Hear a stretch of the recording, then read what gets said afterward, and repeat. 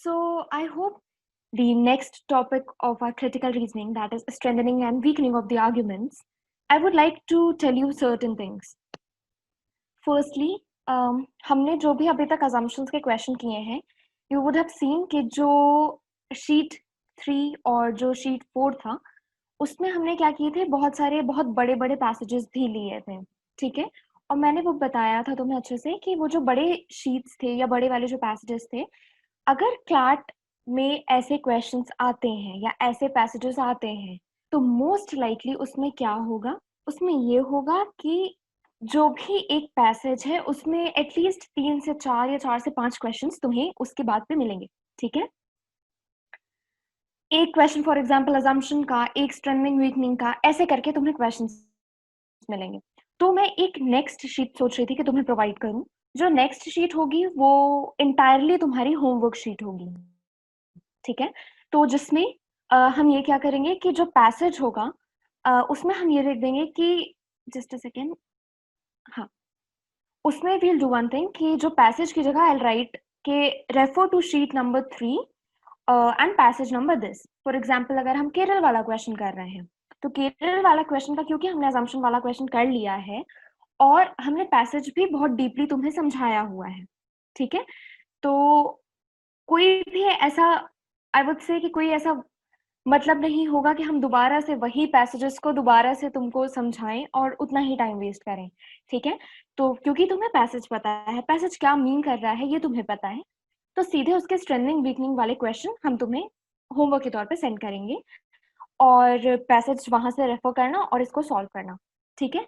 और उसके बाद अगर कोई भी डाउट आता है, तो सेम प्रोसेस हम फॉलो करेंगे कि मैम को तुम लोग क्वेश्चंस भेज सकते हो कि जो भी डाउट आ रहा है और रादर मैं एक आंसर की तुम्हें प्रोवाइड कर दूंगी उन क्वेश्चन से, उन होमवर्क वाले शीट के, ठीक है?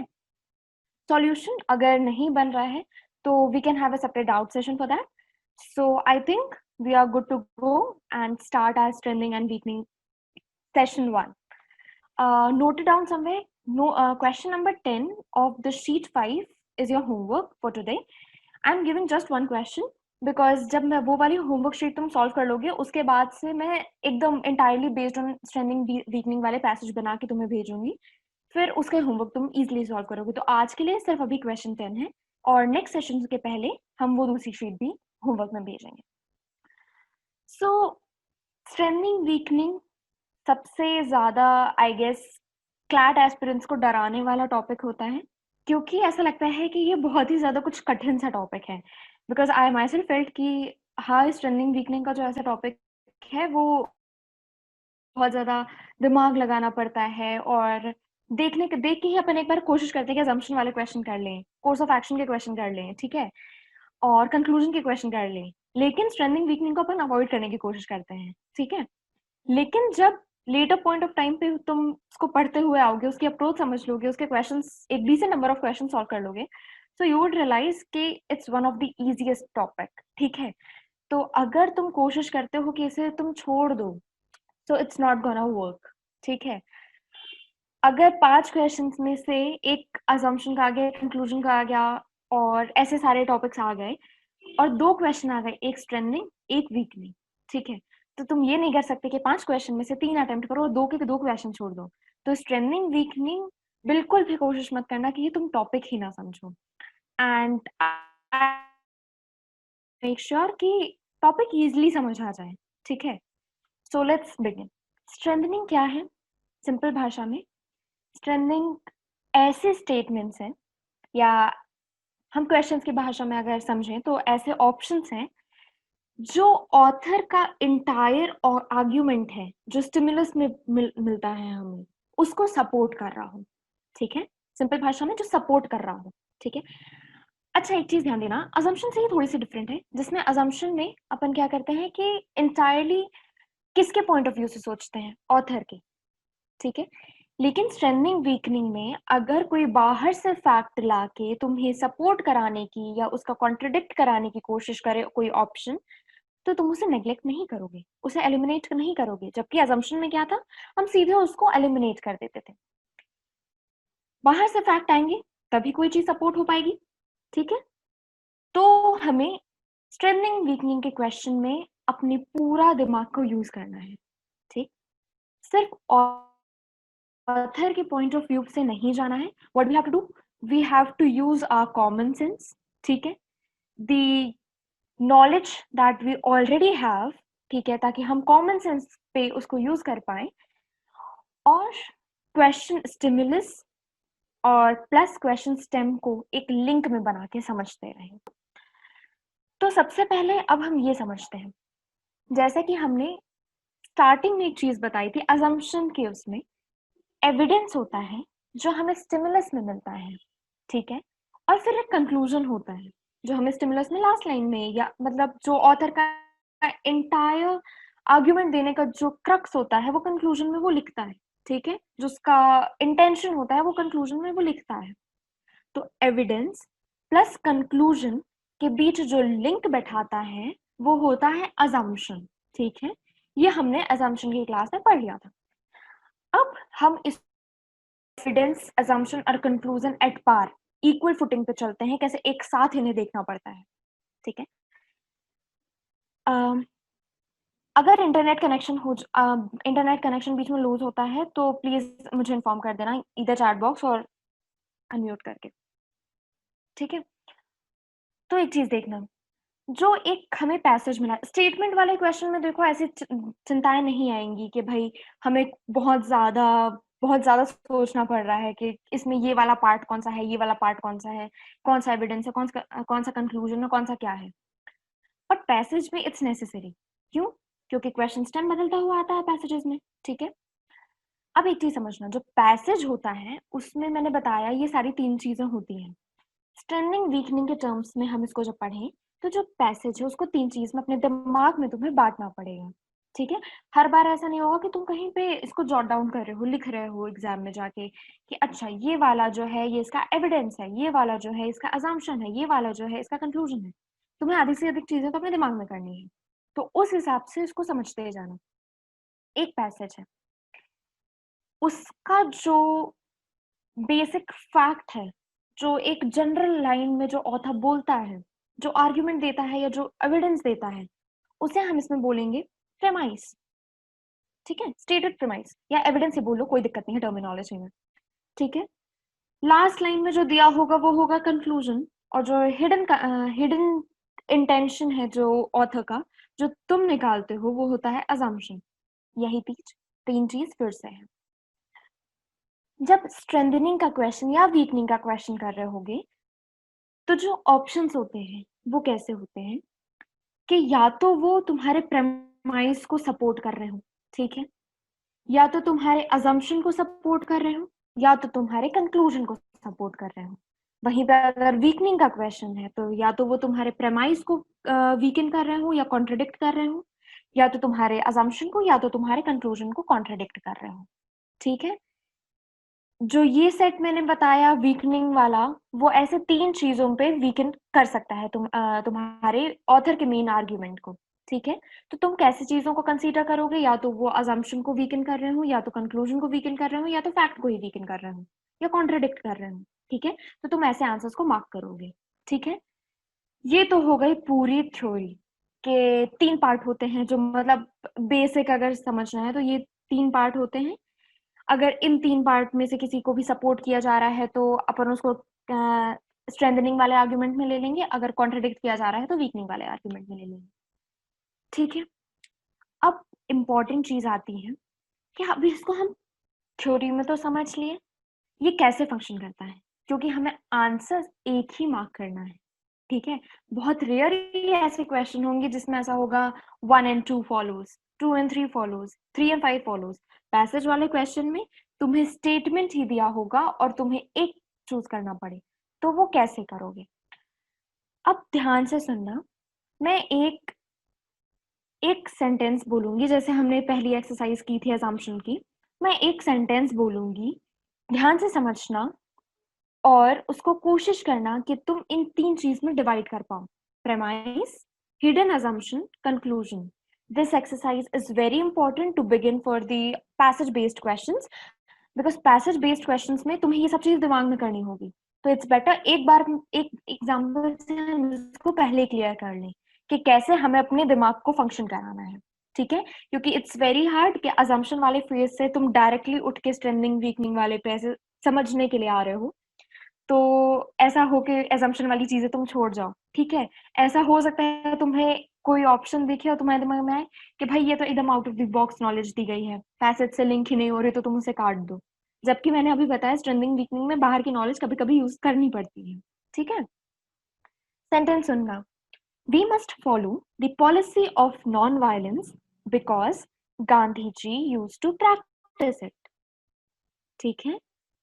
We must follow the policy of non-violence because Gandhi ji used to practice it. Is this clear? Was this audible? Yep. Cool. Yes, ma'am. ठीक है, अब इसको हम आई गेस इट्स इम्पोर्टेंट कि हम क्वेश्चंस में भी मूव करें, तो इसको मैं ही समझाती हूँ कि कैसे इसको 3 पार्ट में तुम तोड़ सकते हो। मेरे बात इजी रिपीट कर दीजिए। ओके श्योर, आई गेस ये स्टेटमेंट वाला part. Yes ma'am. Okay, we must follow the policy of non-violence because Gandhi ji used to practice it. बस इतना सा है तुम्हारा stimulus. We must follow policy of non-violence because Gandhi ji used to practice it. Is it clear? Okay ma'am. Okay. अब इसको हम 3 part पे divide करेंगे। जब पैसेज आएगा कहीं लिखना नहीं है, इसको बस अपने दिमाग में बैठाना है कि अच्छा ये ऐसा कह रहा है तो ये प्रमाइस है या एविडेंस है, ये ऐसा कह रहा है तो मतलब अच्छा है, इसके पीछे ये इंटेंशन हो सकता है, ये अजम्पशन होगा, और ये कोई एक फाइनल ऑर्डर या ऑब्लिगेशन से हमें बता रहा है कि ऐसा करना चाहिए, या कोई हमें एक स्टेटमेंट दे रहा है जो हमें गाइड कर रहा है कोई चीज, तो वो हो जाएगी कंक्लूजन, ठीक है? इस सेंटेंस में देखना प्रेमाइस क्या है। मैं एक सेंटेंस बोलती हूँ, बस हाँ या ना में जवाब देना कि इज इट अ प्रेमाइस और not. Gandhi ji used to practice non violence, क्या ये तुम्हारा प्रेमाइस है? Because premise equals to evidence या फैक्ट। क्या ये तुम्हारा प्रेमाइस है? Yes, ma'am. Yes, ma'am. Yes, Yes, ma'am. ma'am. Yes ठीक है, perfect answers. So I am glad कि ये अच्छे से समझ आ गया कि प्रेमाइस एविडेंस फैक्ट कैसे होता है। तो इस सेंटेंस से तुम्हें समझ आ गया। बड़े क्वेश्चंस में भी निकाल लोगे ना कि क्या एविडेंस फैक्ट क्या है क्वेश्चन का? Probably, yeah. Yes, ma'am. ठीक है, प्रैक्टिस से अवंती आ भी जाएगा, so it's not gonna be an issue. और आई होप क्लास के मतलब सब लोग, अगर तुम क्वेश्चंस ही करते जाओ ना प्रैक्टिस जो मैं सेंड कर रही हूँ और बाहर से जो भी तुम्हें अवेलेबल है मटेरियल, तो it's gonna be damn easy for you. It's not gonna be a Herculean task, as I always say, कि बहुत ज्यादा आउट ऑफ द बॉक्स कोई क्वेश्चन आ जाएगा, ठीक है? प्रेमाइस क्लियर हो गया। कंक्लूजन क्या है? कंक्लूजन वो होता है जो हमें स्टेटमेंट या ऑथर जो हमें डायरेक्ट कर रहा होता है कुछ काम करने के लिए। कंक्लूजन है we must follow the policy of non violence. Is it clear? Yes. ठीक है, हमें Yes, ma'am. ये सजेशन दिया गया है, ये हमें डायरेक्शन दिया गया है कि we must follow the policy of non violence. तो ये हो गया कंक्लूजन, ठीक? अब हम assumptions में तो एक्सपर्ट हो चुके हैं, तो हमें assumption पता है कि एक जगह हमें फैक्ट दे रहा है या एविडेंस दे रहा है कि गांधी जी नॉन वायलेंस प्रैक्टिस करते थे। कंक्लूजन दे रहा है कि इसलिए हमें नॉन वायलेंस प्रैक्टिस करनी चाहिए, ठीक है? तो assumption क्या होगा? ऑथर assumption क्या मान के चलेगा कि भाई what Gandhi ji did must be correct। नहीं तो हमें क्यों ऐसा डायरेक्ट करता कि भाई तुम वो करो जो गांधी जी करते थे, ठीक है? assumption में परफेक्ट हो चुके हो तब तक दिमाग में आ गया होगा ये assumption कि भाई ऑथर क्या सोचता है कि गांधी जी जो करते थे वो सही है, तभी तो ऐसा सजेशन देगा हमें, ठीक है?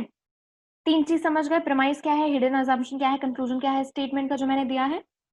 Yes. Yes, Yes, ma'am. Yes, ma'am. अब स्ट्रेंथनिंग वीकनिंग, हम हर चीज की स्ट्रेंथनिंग वीकनिंग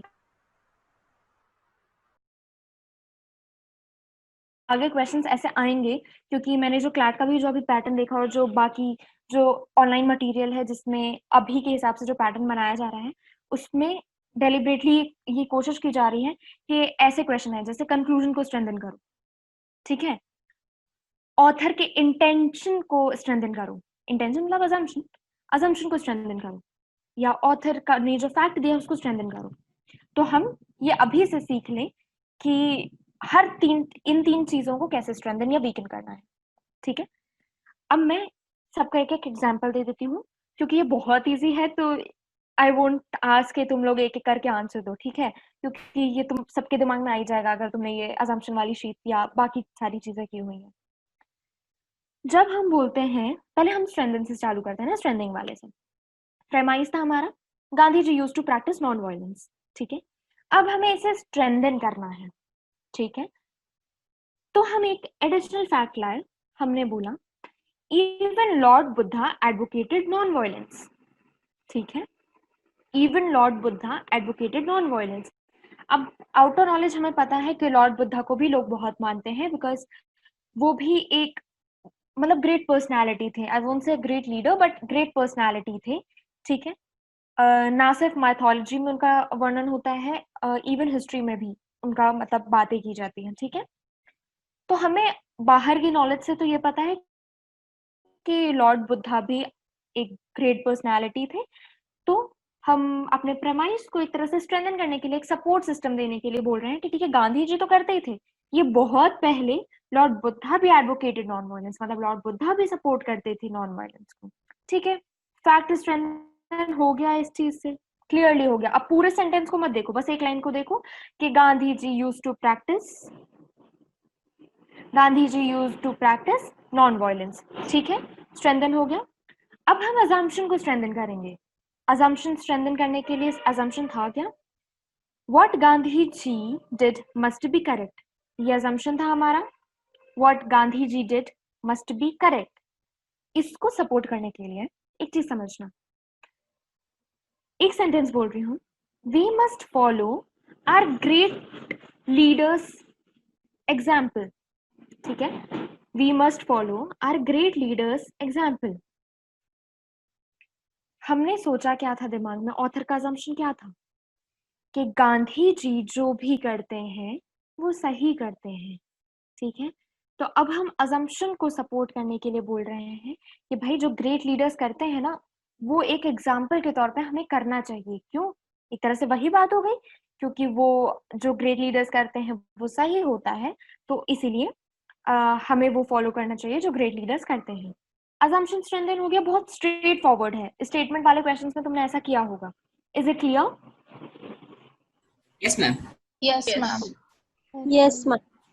दो चीज हमने स्ट्रेंथन कर ली, ठीक है? अगर अब ऐसा स्टेटमेंट दे देता है और तुम्हें प्रेमाइस को स्ट्रेंथन करने को बोलता है तो तुम कर लोगे, अजम्पशन को करने बोलता है तो भी कर लोगे। कंक्लूजन, कंक्लूजन क्या था? Direction, we must follow the policy of non violence, ठीक है? ये बोला गया था। तो इसका स्ट्रेंथनिंग वाला आर्ग्यूमेंट जो है वो क्या है? Non violence is our constitution obligation, ठीक है? अब हम इंडियंस ने ये माना है कि कॉन्स्टिट्यूशन हमारा सबसे ऊपर है, ठीक है? बाहरी नॉलेज लगा रहे हैं, बाहरी नॉलेज लगाने से अब कोई रोक नहीं है, ठीक है? तो हमने सपोर्ट में क्या बोला कि ठीक है, कॉन्स्टिट्यूशन हमें पता है बहुत ऊपर है, तो हम क्या बोल रहे हैं कि इवन नॉन वायलेंस जो है वो कॉन्स्टिट्यूशनल ऑब्लिगेशन है। Is it clear? Yes, ठीक है? Yes, ma'am. सपोर्ट करने Yes. के लिए भाई, मतलब अब इससे भी ज्यादा ऐसे जैसे अजम्पशन में होता था ना, बहुत सारे हम अजम्पशन बनाते जा रहे थे, ठीक है? स्ट्रेंथनिंग में भी जब अपने मन से स्ट्रेंथन करेंगे तो ऐसे ही अजम्पशंस आएंगे, ऐसे ही स्टेटमेंट्स आएंगे, ठीक है? इसके अलावा भी बहुत सारे स्ट्रेंथनिंग के लिए पॉइंट्स हो सकते हैं, लेकिन हमने अभी एक एक एग्जांपल देखा है। तीनों चीज को हमने कैसे स्ट्रेंथन किया वो समझ में आ गया। अब हम कैसे तीनों चीजों को वीकन करेंगे वो समझ में। पहला लाइन, पहला प्रेमाइस या पहला एविडेंस को हम कैसे वीकन करेंगे? प्रेमाइस था Gandhi ji used to practice non violence. अब वीकन करना है, वीकन यानी हमने समझाया क्या? कॉन्ट्रेडिक्ट करना है। तो हम कॉन्ट्रडिक्शन कैसे कर रहे हैं? At certain stages Gandhi ji also advocated non violence. अब ये हमने कैसी बात कर दी? एकदम उल्टी। हमने जो हम जिस स्टेटमेंट के साथ चल रहे थे कि भाई गांधी जी तो एकदम नॉन वायलेंस के सपोर्टर हैं सब कुछ, हमने इस वीकनिंग वाले स्टेटमेंट में क्या कर दिया कि नहीं, बहुत सारे आगे की स्टेजेस में ऐसा भी हुआ है कि गांधी जी ने नॉन वायलेंस को भी सपोर्ट किया है, ठीक है?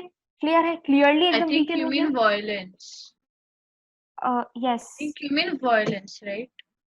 या did Okay. I say something Ma'am, you're else? saying non-violence. You said non-violence, that's why I got confused a bit.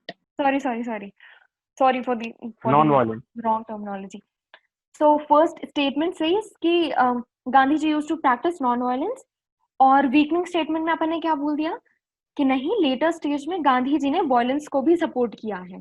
ठीक है, तो ये एकदम उल्टा बात हुई। तो उल्टी बात की मतलब कॉन्ट्रडिक्ट किया, मतलब इसमें इसको हमने स्ट्रेट फॉरवर्डली हमने इसको वीकन कर दिया आर्ग्यूमेंट को। Is it clear? प्रेमाइस को हमने Yes. कैसे वीकन किया? Yes, ma'am. अब देखो, अब हिडन अजम्पशन है, मतलब अजम्पशन जो था हमारा, what Gandhi ji did must be correct, मान के चले थे, या ऑथर का व्यू हमने यही सोचा था। अब इसको हम कॉन्ट्रडिक्ट करेंगे, तो कॉन्ट्रडिक्शन के लिए जो स्टेटमेंट है वो है, it is not necessary that whatever Gandhi ji did must be correct. फिर से हमने एकदम उल्टा चीज बोल दिया। ठीक है, जरूरी नहीं है कि जो गांधी जी करे वो सही ही हो, तो हमारा अजम्पशन क्या हुआ, एकदम उल्टा हो गया। Is it clear? कर दिया वीकेंड पूरा अजम्पशन को? Yes. Yes, ma'am. ग्रेट। अब आती है बात किसकी? कंक्लूजन की। कंक्लूजन हमारा था कि we must follow the policy of non violence. अब इसको हम वीकेन करेंगे, तो वीकेन करने के लिए जो स्टेटमेंट है वो है, non violence has been declared to be unconstitutional policy. ठीक है, हमने जो स्ट्रेंथन वाला पॉइंट में लिया था ना, वही हमने थोड़ी वैसे घुमा के उसको वीकनिंग वाले में ले लिया। उसमें हमने बोला था एक सपोर्ट देने के लिए, एक स्ट्रेंथ देने के लिए हमने क्या किया था कि भाई सिर्फ गांधी जी वाली बात ठीक नहीं, हम ये भी बोल रहे हैं कि वो कॉन्स्टिट्यूशनल ऑब्लिगेशन भी है।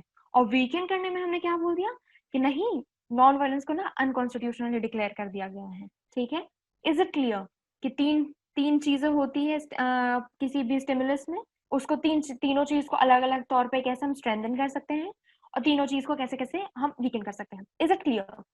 Yes, ma'am. Yes, ma'am. Now the important question that comes in our mind is, भाई अगर ऐसा नहीं बोलता कि तुम प्रेमाइस को कॉन्ट्रडिक्ट करो, या प्रेमाइस को स्ट्रेंथन करो, या अजम्पशन को स्ट्रेंथन करो, अजम्पशन को वीकन करो, तो फिर हम क्या करेंगे? ठीक है, वहां पे तो फिर हम फिर से फंसेंगे ना कि अब तो किसी एक चीज को करना है, वो एक चीज क्या होगी? अजम्पशन वाली थोड़ी सी ट्रिक अपनाएंगे, वो क्या होती है, पूरा पैराग्राफ पढ़ो, जो पूरे पैराग्राफ के पीछे से जो क्रक्स आ रहा है, ठीक है, जो पूरा पैराग्राफ कहने की कोशिश कर रहा है या जिस पे फोकस कर रहा है, उस वाले पॉइंट को ही तुम क्या करो, कॉन्ट्रडिक्ट कर दो या स्ट्रेंथन कर दो। ठीक है, अगर कुछ भी एक्सप्लिसिटली अगर नहीं दिया है तो तुम क्या करोगे, क्रक्स समझोगे कि भाई क्या था क्रक्स, क्रक्स समझने के बाद तुम उसको स्ट्रेंथन कर दोगे या वीकन कर दोगे। ठीक है, is it clear? Yes, ma'am. So this was all about कि तुम कैसे अप्रोच करोगे क्वेश्चन को। एक एग्जाम्पल से समझाया है, थोड़ी ज्यादा इजीली समझ आ जाता है। ठीक है, स्टेटमेंट बेस्ड तुमने क्वेश्चन किए होंगे, उसमें भी ऐसे ही अप्रोच करते होंगे। ठीक है, अब एक और चीज समझना, जो ऑप्शंस होंगे, जैसा अजम्पशन में खेल था यार कि बहुत जो क्लोजेस्ट ऑप्शन होता था पर उसको मार्क करते थे। स्ट्रेंथनिंग वीकनिंग में थोड़ी सी यहीं पे बस दिक्कत आती है कि 2-3 स्टेटमेंट, कभी कभी ऐसा होता है कि 2-3 स्टेटमेंट ही अपन को स्ट्रेंथन करते हुए दिखने लगते हैं। ठीक है, तब थोड़ी सी और दिमाग लगाना पड़ता है कि भाई हर चीज समझो, पूरा पूरा स्टिमुलस समझो, उसके पीछे का जो हिडन इंटेंट या बेसिकली जो अजम्पशन या जो ऑथर कहना चाह रहा है उसको स्ट्रेंथन या कॉन्ट्रडिक्ट करती हुई चीज हो, जो पूरा पैसेज का क्रक्स भी हो। ठीक है, वो एकदम जो क्लोज ऑप्शन होगा अपन उसको मार्क कर देंगे। सो शीट 5 स्ट्रेंथनिंग वीकनिंग, सारी चीजें जितना भी मैंने अभी तक समझाया, थोड़ी बहुत जल्दी जल्दी फास्ट फास्ट हम लोग ने कर लिया कि इसका ये वाला स्ट्रेंथिंग पॉइंट है, इसका ये है, इसका ये है, इसका ये वीकनिंग, इसका ये, इसका ये। ऐसा तो नहीं हुआ कि एकदम निकल गया दिमाग से, मतलब समझ आ गया ना कि कैसे अप्रोच करना है एटलीस्ट। ठीक है, Yes. अब जो ये पैरा बेस्ड क्वेश्चंस हो गए, या any doubt? I heard someone.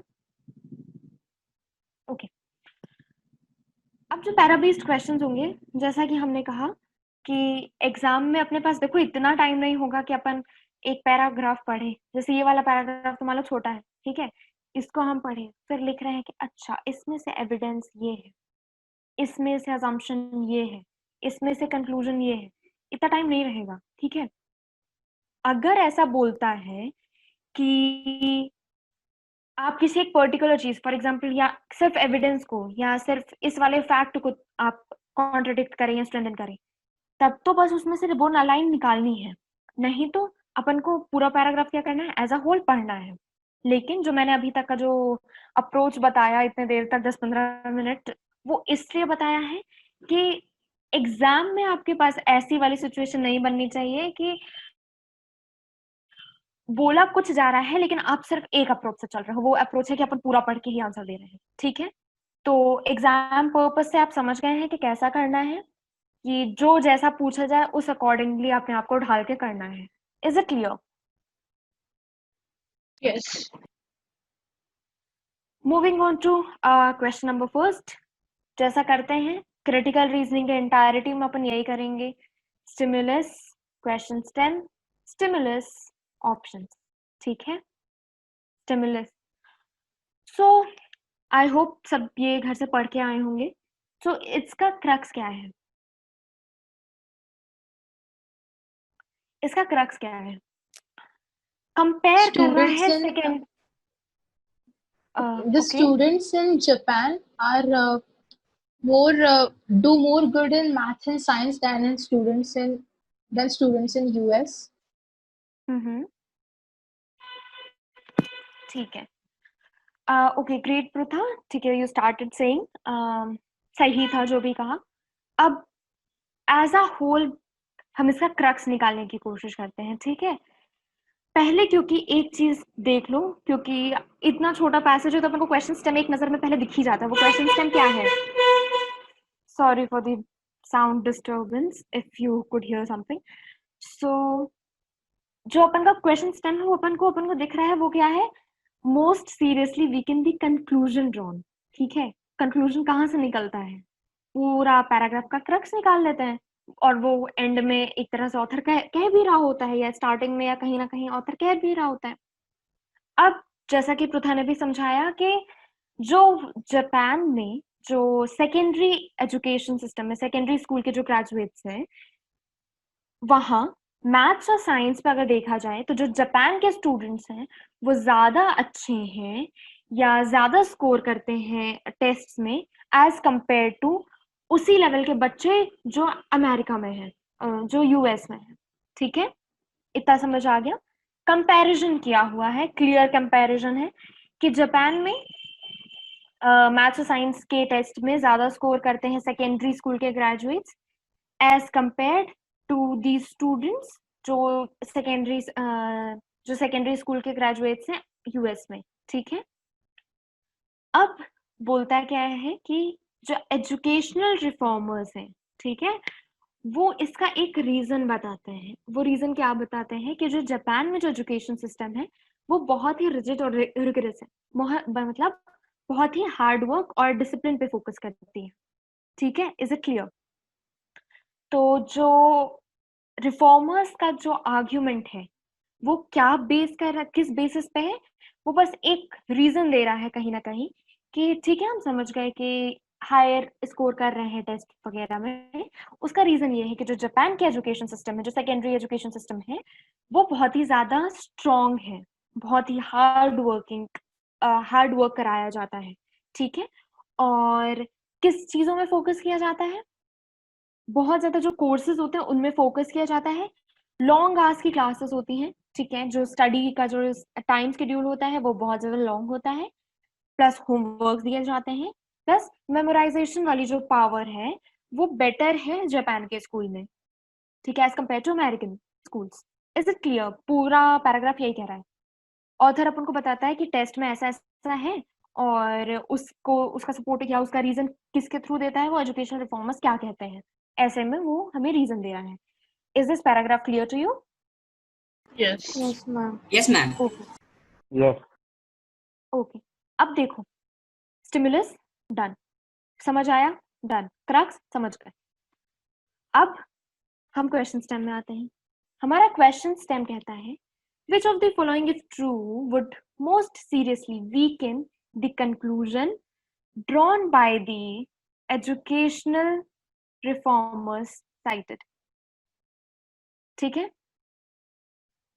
अब यहाँ पे फोकस करो, एजुकेशनल रिफॉर्मर्स ने जो है, ना कि जो ऑथर ने कंक्लूजन निकाला हो। ठीक है, समझ गए? जो एजुकेशनल रिफॉर्मर ने जो कंक्लूजन निकाला है उसको हमें वीकन करना है। Is it clear? Yes, ma'am. अगर घर पे सॉल्व किए हो तो सेम पैटर्न आंसर्स डालते जाओ। ठीक है, for a second I'll stop sharing this screen. Now it's visible. ठीक है, हमें किसका कंक्लूजन को वीकन करना है? Educational reformers. और एजुकेशनल रिफॉर्मर्स क्या कह रहे थे कि एजुकेशन सिस्टम जो जापान का है वो बहुत रिगरस और रिजिड यानी हार्ड वर्किंग और बहुत ही डिसिप्लिन्ड है। ठीक है, अब हमें इस पे फोकस करना है। Is it clear? Yes, ma'am. Yes, ma'am. वही अप्रोच रखेंगे, option option option, eliminate eliminate eliminate, अपने आप फाइनल आंसर अपन को मिल जाएगा। ठीक है, पहला option, the Japanese elementary school program is far less rigid and structured than the elementary school programs in most United States school. ठीक है, अब इसमें समझना, फैक्ट से ठीक है, कहीं ना कहीं हम मानते हैं कि उल्टी चीज बोल रहा है, रिफॉर्मर्स बोल रहे हैं कि रिजिड सिस्टम है, लेकिन जो ये वाला ऑप्शन है वो बोल रहा है कि नहीं, लेस रिजिड है। ठीक है, यूएस के सिस्टम से। लेकिन एक और चीज ध्यान देने वाली है, वो है जो पूरा पैसेज है वो सेकेंडरी स्कूल के ग्रेजुएट्स की बात कर रहा है, और ऑप्शन ए किसकी बात कर रहा है? एलिमेंट्री स्कूल के प्रोग्राम की। Is it clear? तो ये तो वीकन कर ही नहीं पाएगा, जो चीज डायरेक्ट उसके लिंक में नहीं है, आर्ग्यूमेंट के जो डायरेक्ट लिंक में नहीं है, वो जो लिंक की बात ही नहीं कर रहा है, अपन उसको क्या मानेंगे वीकन करता हुआ पॉइंट? नहीं। ठीक है, तो ऑप्शन ए अपन हटा दिए। क्यों? एलिमेंट्री स्कूल की बात हुई और वहां पे सेकेंडरी स्कूल ग्रेजुएट्स की बात हो रही थी। ठीक है, Yes, ma'am. Option B, many Japanese parents and educators describe the Japanese educational system saying that it stifles independent thinking on the part of students. अब stifle का मतलब देखो, जो इसका लिटरल मीनिंग है वो है सफोकेट। ठीक है, तो इससे अपन का ऑप्शन का मतलब क्या समझ आ रहा है कि जो पेरेंट्स और एजुकेटर्स हैं वो जापानीज सिस्टम को कैसा समझाते हैं कि बहुत सफोकेटिंग है, कि मतलब ये बच्चों को थोड़ी सी भी खाली टाइम या फ्री स्पेस मिलता ही नहीं है, पूरे टाइम मेहनत मेहनत मेहनत ऐसा वाला है। लेकिन क्या ये हमारे एजुकेशनल रिफॉर्मर्स के आर्ग्यूमेंट को वीकन कर रहा है? नहीं, ये तो और कहीं ना कहीं बहुत दूर से, लेकिन कहीं ना कहीं स्ट्रेंथन नहीं कर रहा है। कि एक तरफ जो एजुकेशनल रिफॉर्मर्स हैं वो हमें क्या बोल रहे हैं कि वो रिजिड और रिगरस है। रिजिड और रिगरस हमें पता है कि हार्ड वर्किंग और डिसिप्लिन से मतलब रख रहा है। जापानीज पेरेंट्स का ठीक है कंसर्न यही है कि वो सफोकेटिंग है, लेकिन सफोकेटिंग भी क्यों है? क्योंकि बहुत ज्यादा डिसिप्लिन, बहुत ज्यादा हार्ड वर्किंग है। तो ये कहीं ना कहीं स्ट्रेंथन करता हुआ पॉइंट है, नॉट एग्जैक्टली स्ट्रेंथनिंग वाला आर्ग्यूमेंट होगा, लेकिन कहीं ना कहीं ये सपोर्ट कर रहा है। ठीक है, तो ऑप्शन बी को हम क्या करेंगे? Eliminate. Moving on to option D. On an average, Japanese students score lower than US students on tests of logical thinking, language, arts and communication skills. पहली बात, ये अपन दो तरीके से इसको हटाएंगे। एलिमिनेट तो हो ही रहा है, मैं तो पहले ही बोल रही हूँ, लेकिन ऑप्शन डी दो तरीके से कैसे हटेगा?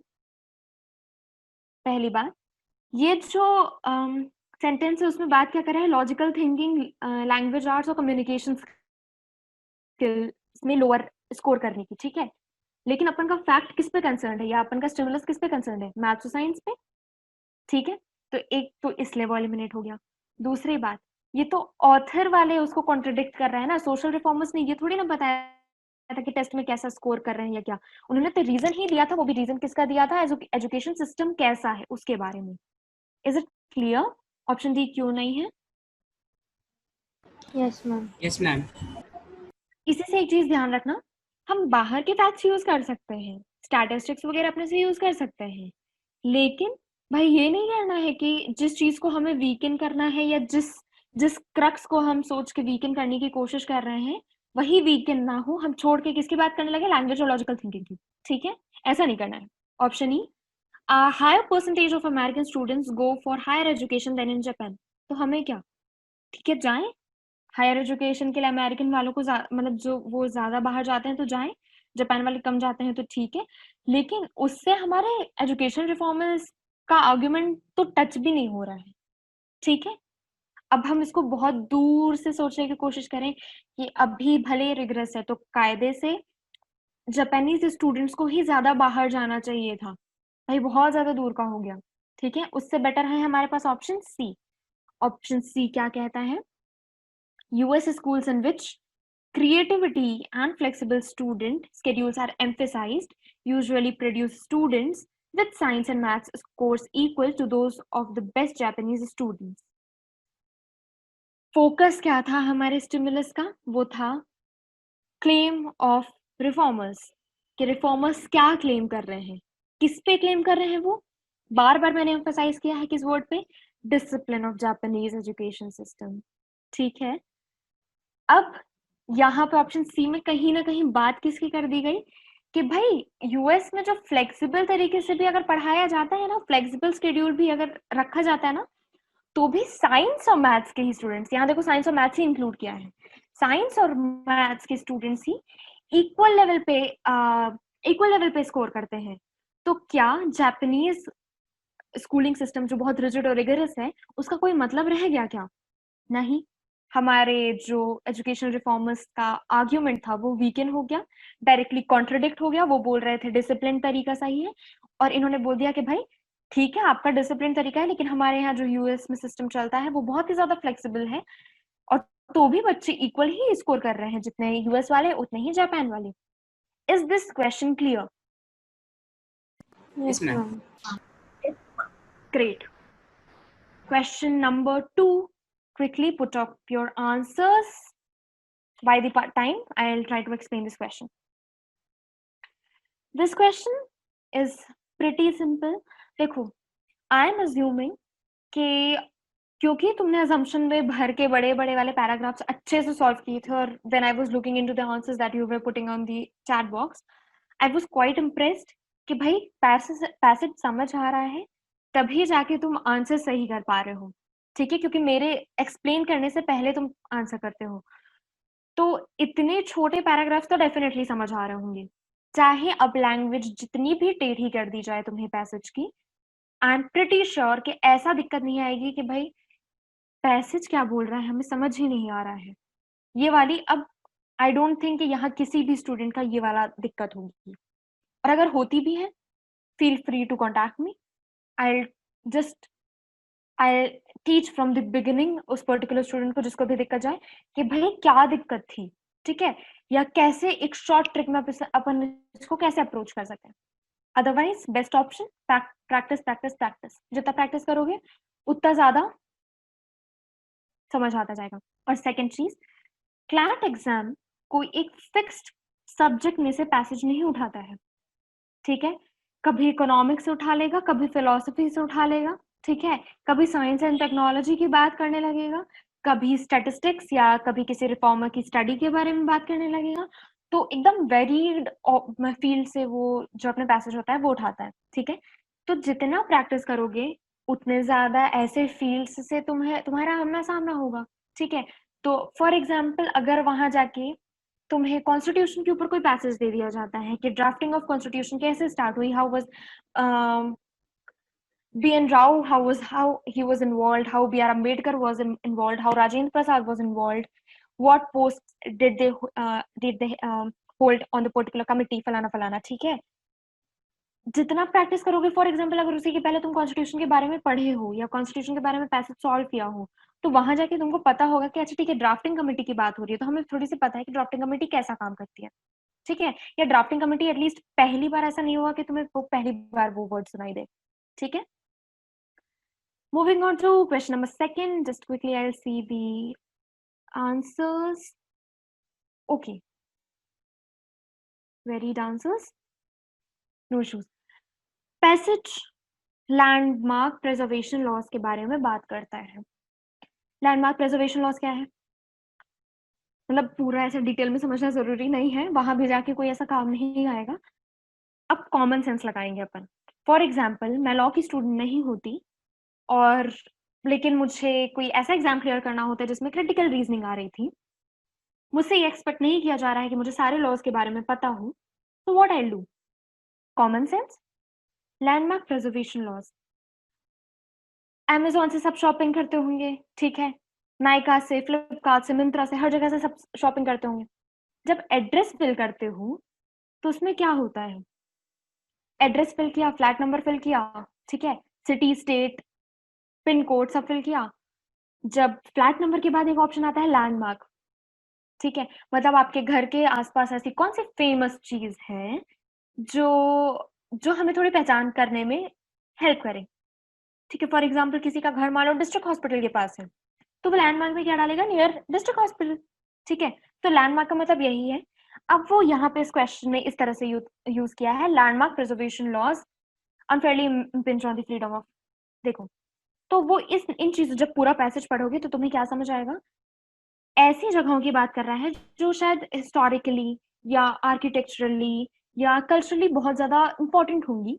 तो वो जिस स्थिति में मान लो ब्रिटिशर्स बना के गए या मुगल्स बना के गए, हमें उन्हें प्रिजर्व करना है उसी स्थिति में।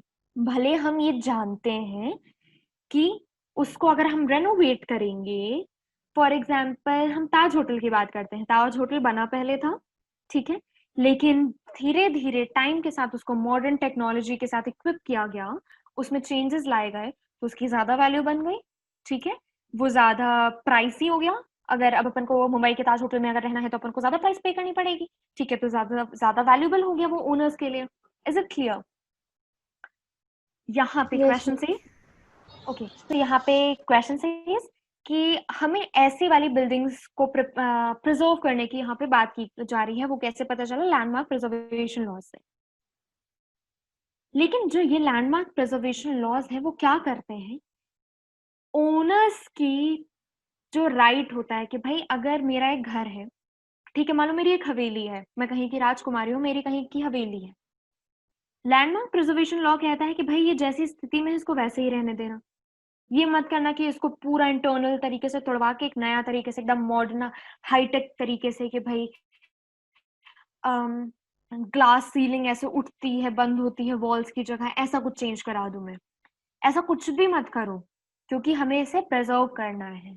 ओनर मैं हूं, लेकिन ये लॉ मुझे प्रिवेंट कर रहा है जैसा मैं इसे यूज करना चाहती हूँ, ठीक है। वही बात यहाँ कर रहा है कि landmark laws unfairly impinge on the freedom of owners to develop their own property as they see it, ठीक है। अब यहाँ पे सेकेंड लाइन पे उसने बोला है कि इवन ये तक बात होती है कि जो होटल्स और ऑफिस बिल्डिंग्स हैं, जो पुरानी office buildings, for example if some of you visit Kolkata then you would see के बहुत पुरानी पुरानी, जैसे सेंट्रल लाइब्रेरी, ठीक है, ये बहुत पुरानी बिल्डिंग है वहां की, ठीक है, या इंडियन म्यूजियम बहुत पुरानी बिल्डिंग है वहां की, राइटर्स बिल्डिंग बहुत पुरानी बिल्डिंग है वहां की। उसको रेनोवेट करने से हमें पता है कि बहुत ज्यादा उसमें मतलब ग्रोथ हो सकती है, उससे हम इनकम भी जनरेट कर सकते हैं, सब कुछ कर सकते हैं, लेकिन हमें इस लॉ के चक्कर में हमें नहीं करने दिया जा रहा है। यही चीज ओनर्स प्रॉब्लम अपनी बताते हैं कि in some cases owners of hotels and office buildings designated as landmarks, जिसको लैंडमार्क बना दिया गया है, उनको भी इंटीरियर्स वगैरह में चेंज करने नहीं दिया जाता है, जबकि वो मानते हैं कि वो वैल्यू चेंज हो जाएगी, ठीक है, वैल्यू इंप्रूव होगी, ठीक है। समझ आ गया पैसेज? Yes. Yes, ma'am. ठीक है। इस पैसेज को मैंने थोड़ी इसलिए टाइम लिया, जबकि 2 लाइन का था, क्योंकि अगर मतलब बहुत फायदे में रहे और अगर ऐसा टाइप का क्वेश्चन आ गया तो तुम्हें पता होगा कि भले तुम्हें लॉज के बारे में नहीं पता है, क्लैट एक्सप्लिसिटली बोलता है कि it's not necessary that we don't expect from you that you remember each and every clause, each and every section, each and every article of the entire code और कॉन्स्टिट्यूशन और anything, but तुम्हें reduce करना आता हो कि अगर भाई law नहीं पता है तो उसके नाम से हम समझ पाए ना कि किस बारे में बात कर रहा है, ठीक है।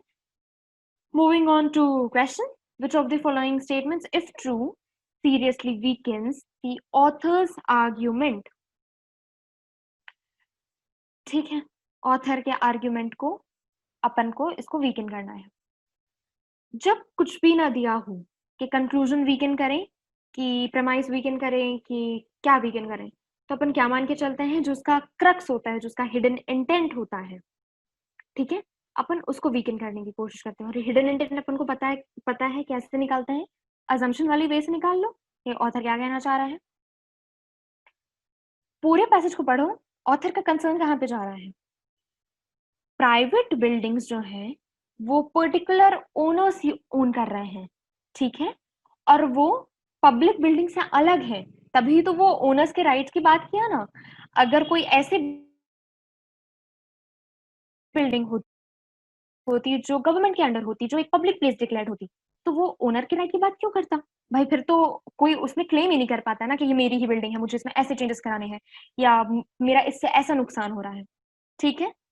तो ऑथर के दिमाग में क्या है, पब्लिक और प्राइवेट प्रॉपर्टी में एक डिफरेंशिएशन उसके दिमाग में है, ठीक है, एक डिस्टिंक्शन सा है उसके दिमाग में कि प्राइवेट प्रॉपर्टी अलग होती है, जिसमें काम नहीं करने दिया जा रहा है उनको लैंडमार्क बना के, तो इसलिए फ्रीडम ओनर्स की रिस्ट्रिक्ट हो रही है, और पब्लिक प्रॉपर्टी तो भाई अलग है, उसकी तो उसने बात ही नहीं की, ठीक है, क्लियर है। ऑप्शन से चले, जैसा मैं बोलूंगी उस हिसाब से ऑप्शंस को देखना। ऑप्शन बी को देखो, in traditional legal doctrine ownership of a property implies the right to alter it at will। हमें वीकन करना है, ये तो स्ट्रेंथन कर रहा है कि ओनरशिप यानी हमें राइट टू ऑल्टर, यानी हम अपने ownership includes right to alter, मतलब अगर हमारे पास हम किसी प्रॉपर्टी को ओन कर रहे हैं तो हमारे पास ये भी राइट है कि हम उसे चेंज कर पाए। Is it clear? तो ये क्या हो गया, ये तो सपोर्ट कर दिया, ठीक है, कि ओनर, अगर कोई किसी प्रॉपर्टी का ओनर है मतलब उसके पास क्या है, right to alter. Is it clear? Yes. Yes, ma'am. Option भी सपोर्ट कर गया, तो हम इसको क्या करेंगे, एलिमिनेट। देखो, ट्रेंडिंग वीकनिंग का एक प्लस पॉइंट है जो मैं पर्सनली हमेशा से इस बारे में बहुत खुश रहती हूँ कि एलिमिनेशन बहुत जल्दी जल्दी हो जाता है, एक बार में दिख जाएगा कि सपोर्ट कर रहा है कि वीकन कर रहा है। Option C, only buildings over 75 years old are normally affected by landmark preservation laws। ठीक है, इसने एक बाहर का फैक्ट लाया कि जो 75 years से ज्यादा पहले की बनी हुई बिल्डिंग्स हैं, केवल वो लैंडमार्क प्रिजर्वेशन लॉज के अंडर इफेक्ट होती हैं। ठीक है, सिर्फ 75 years के पहले वाली ही पहले से बनी हुई वाली ही इफेक्ट हो रही हैं, लेकिन वो भी तो प्राइवेट प्रॉपर्टी होंगी किसी ना किसी की, वो भी तो किसी ना किसी द्वारा ओन की जा रही होंगी। अगर वो ओन की जा रही है तो कहीं ना कहीं उस ओनर का राइट तो इन्फ्रिंज हो ही रहा है, और ऑथर का आर्ग्यूमेंट तो यही है। तो ये भी क्या कर रहा है, ये तो कोई चेंज नहीं कर रहा है, ये तो वीकेंड तो कहीं से नहीं कर रहा है, ये एक स्टेटमेंट बता रहा है जो ज्यादा ना स्ट्रेंथन कर पा रहा है और वीकेंड तो कहीं से नहीं कर पा रहा है, ठीक है। तो ऑप्शन सी क्या हुआ, eliminate. Moving on to option D, landmark designations must be approved by a local regulatory body before taking effect। ठीक है, चलो, लोकल रेगुलेटरी बॉडी से हमने परमिशन ली और उसके बाद ही हमने ऐसे किसी बिल्डिंग पे लैंडमार्क प्रिजर्वेशन लॉज को अप्लाई किया, उससे क्या फायदा हुआ ओनर का, कुछ भी तो नहीं, ठीक है। अब अगर ऐसा हो रहा है कि हम लोकल बॉडी से परमिशन ले रहे हैं, ओनर से परमिशन लो तो समझ आता है, ठीक है, लेकिन कि ओनर अपने राइट को देना चाह रहा है, मतलब अपने राइट को एक तरह से रिनाउंसिएट करना चाह रहा है कि नहीं। पब्लिक प्रॉपर्टी होती तो तुम लोकल रेगुलेटरी बॉडी से पूछते तो समझ आता है ना। प्राइवेट प्रॉपर्टी में भी अगर लोकल रेगुलेटरी बॉडी से अगर तुम पूछ रहे हो तो how is it gonna weaken your statement, ठीक है। तो ऑप्शन डी क्या हो गया, कैंसिल। अब ऑप्शन ए और ऑप्शन ई, बहुत ने ए आंसर दिया है, बहुत ने ई आंसर दिया है। जो ए ऑप्शन है वो सेकंड बेस्ट है बट बेस्ट नहीं है, ठीक है। अगर ए बी सी डी ही होता तो अपन ए को मार्क करके सीधे निकल जाते, कोई दिक्कत नहीं होती, लेकिन ऑप्शन ए नहीं है। वो क्यों नहीं है वो समझो। Altering the appearance of a historic structure sometimes does not enhance its beauty and value. ठीक है, सेकेंड बेस्ट है, आई डोंट डिनाई ये सेकेंड बेस्ट है। अगर मुझे भी डी डी वाला ऑप्शन नहीं दिखा होता तो मैं ए मार्क करके आगे चली जाती। ठीक है, वो बोल रहा है कि भले हम चेंज वेंज करते हैं लेकिन उससे ब्यूटी पे कोई असर नहीं पड़ता, लेकिन हम तो ओनर्स के राइट पे बात कर रहे हैं। भले ओनर चेंज करे ना करे, ये उसका डिस्क्रिप्शन होना चाहिए ना कि वो अपनी राइट को एक्सरसाइज कर रहा है कि नहीं। हम इस बात पे क्यों फोकस करें कि ब्यूटी एनहांस कर रही है वैल्यू की नहीं। ठीक है, यहाँ पे तुम समझो ऑथर का मेन जो क्रक्स था, जो आर्ग्यूमेंट था, वो क्या था? प्राइवेट प्रॉपर्टी और पब्लिक प्रॉपर्टी के बीच में जो जबरदस्ती ये लैंड प्रिजर्वेशन लॉज मिक्स करके लगाए जा रहे हैं ना, कि प्राइवेट प्रॉपर्टी को पब्लिक प्रॉपर्टी जैसा ट्रीट किया जाता है, ठीक है, और जिसकी वजह से ओनर्स के पा रहे हैं, उस पे फोकस है, ना कि इस पे कि ब्यूटी से मतलब चेंज करने से ब्यूटी एनहांस होती है कि नहीं, या वैल्यू एनहांस होती है कि नहीं। तो ऑप्शन ए सेकंड बेस्ट है, but not it's the best option. Moving on to option E, which is the correct answer. Historic buildings represent a cultural heritage which the community has a legitimate stake in preserving. Important factor, crux क्या था? Continue focus किस पे किया जा रहा था? Private property के owners के राइट पे, उनके फ्रीडम पे, ठीक है। यहाँ पे तो उन बिल्डिंग्स को ही क्या बोल दिया गया कि भाई हमें नहीं फर्क पड़ता कि कोई प्राइवेट प्रॉपर्टी है या पब्लिक प्रॉपर्टी, अगर जो प्राइवेट प्रॉपर्टी है और वो कल्चरली हेरिटेज है या मतलब कल्चरली बहुत ही सिग्निफिकेंस रखती है, तो कम्युनिटी एज अ होल, मतलब पूरे पब्लिक का राइट बनता है, लेजिटिमेट स्टेक बनता है या लेजिटिमेट इंटरेस्ट बनता है कि वो उसे प्रिजर्व करें। प्रिजर्व कैसे करेंगे? वो ऐसे लॉज लगा के। तो ओनर का जो फ्रीडम की या राइट की बात पे फोकस कर रहा था ऑथर, वो बात तो वीकन हो गई। ठीक है, क्या बोल दिया गया? वो बार बार डिस्टिंक्शन ही बताने की कोशिश कर रहा था ना कि प्राइवेट प्रॉपर्टी पे ही फोकस किए जा रहा था, और यहाँ पे उसने क्या बोल दिया कि भाई अगर कल्चरली इंपॉर्टेंट है या कल्चरली हेरिटेज की तरह ट्रीट करना है तो सारी पब्लिक या सारी कम्युनिटी का लेजिटिमेट स्टेक है। इज इट क्लियर कि ऑप्शन ई क्यों सही है और ऑप्शन ए सेकंड बेस्ट क्यों है? Yes. Yes, ma'am. Great. Shall we move on to question 3? This question बहुत ही ज्यादा इजी है। ये पैसेज अगर समझ आ जाए तो देखो, पैसेज ये कहता है, सिंपल भाषा में समझाएंगे, इसमें कोई भी ऐसा टर्म नहीं है कि बहुत ज्यादा मतलब एक्सप्लेन करना पड़े कि आगे तुम्हारे क्लैट में काम आने वाली चीज इसमें लिखी हो। इसमें क्या कहता है? ऑप्शन ओके, आंसर्स डालते जाओ। सो क्वेश्चन का जो स्टिमुलस है दैट वो सेज इट सेज कि भाई अगर हमें पूरी दुनिया के साथ जितने भी नेशंस हैं, जितनी भी कंट्रीज हैं, उनके साथ अगर हमें फाइट करनी है, उनकी इक्वल फुटिंग पे आना है, ठीक है, तो हमें हाई टेक्नोलॉजी वाले एंटरप्राइजेस हैं, जो हाई टेक जो कंट्रीज हैं, अगर अपन को उनसे compete करना है तो हमें किन की जरूरत है?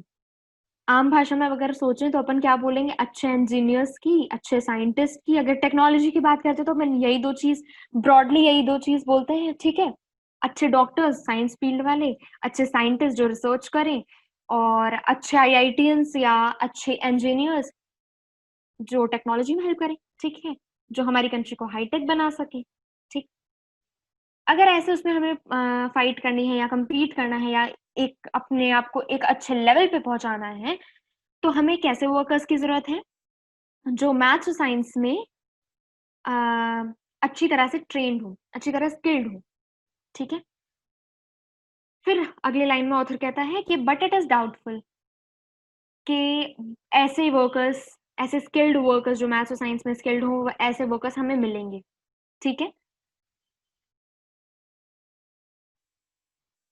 ऐसा क्यों? उसका रीजन वो देता है कि हाई स्कूल में जो मैथ्स और साइंस के टीचर्स हैं, उनकी कमी है और वो इम्प्रूव भी नहीं हो रही है, ठीक है। तो अपन इसको समझ सकते हैं कि भाई अगर हाई स्कूल में ही आपको पढ़ाने वाला कोई अच्छा नहीं मिल रहा है मैथ्स और साइंस, तो हाउ कुड यू एक्सपेक्ट कि सारे बच्चे बहुत एक्स्ट्रा ऑर्डिनरी होते हैं जो टीचर के बिना भी पढ़ाई कर सकें? और बहुत ही एक्सेप्शनली अच्छा कर सके इस फील्ड में, कि हम अपने कंट्री को भी compete करा सकें बाकी कंट्रीज से। Is it clear? Yes. मैंने इसको अंडरलाइन करके रखा है, तो समझ जाना कि मतलब क्या इंपॉर्टेंट, किस पे ध्यान रखना है वो।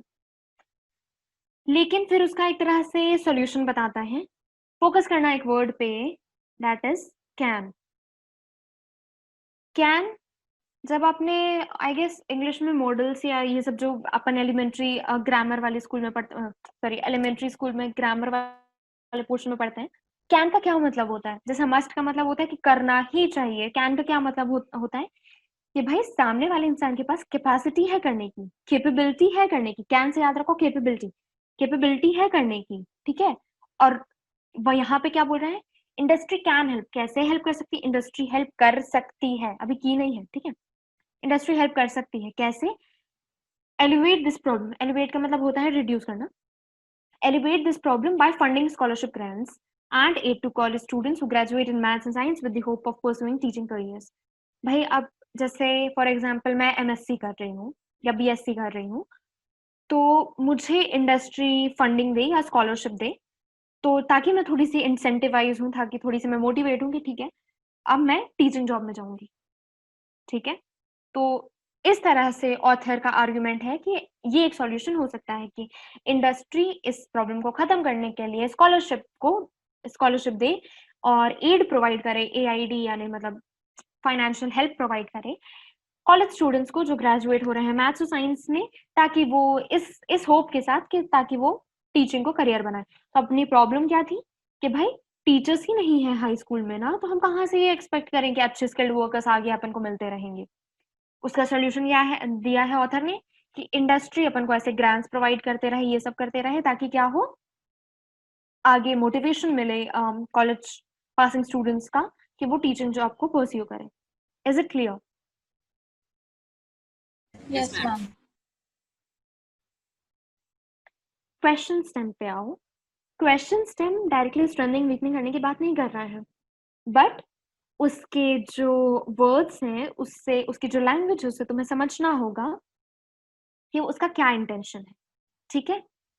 Which of the following, if true, would most probably prevent the proposed plan from achieving its intended effect?